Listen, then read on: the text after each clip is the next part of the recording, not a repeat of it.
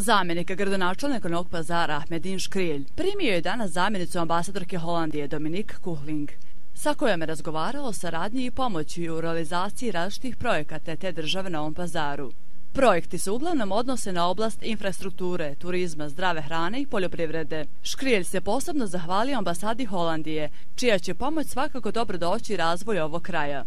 Ambasada Holandije je saglasna da u domenima svojih mogućnosti učini sve kako bi Holandija, kao jedna razvijena zemlja, pomogla da se ti problemi na Novom Pazaru reše.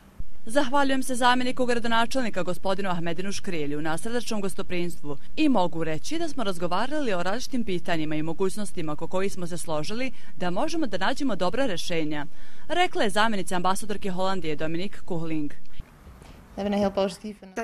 Razgovarali smo o trenutnoj situaciji ovdje i o problemima i o mogućnostima koje nudi ovaj region. To su 3 mogućnosti: turizam, zdrava hrana i poljoprivreda.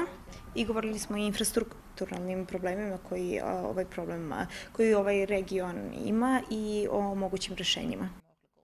Delegacija Holandije posjetila je šefa kabineta gradonačelnika Fahrudina Mekića i člana kabineta Elvira Hamidovića. Oni su tom prilikom razgovarali i o političkoj situaciji u Novom Pazaru. Kao što znamo, bez stabilne političke situacije i okruženja nema govora o bilo kakvom ekonomskom napretku, a mi znamo da je to prioritet svih prioriteta rada lokalnih organa i grada Novog Pazara. S tim u vezi visoke predstavnike holandske ambasade još jednom sam pozvao da finansiraju, da investiraju u naš grad, istovremeno napomenuvši da naša vlada nudi investicije i podsticajne mere stranim investitorima u tom pogledu. S tim u vezi želim da istaknem uverenje da će oni naš zahtev proslijediti svojoj vladi i u tom smislu čvrsto verujem da će doći do pozitivnog pomaka. Narod Holandije kroz različite programe i organizacije i ranije pomagao razvoju ovog kraja.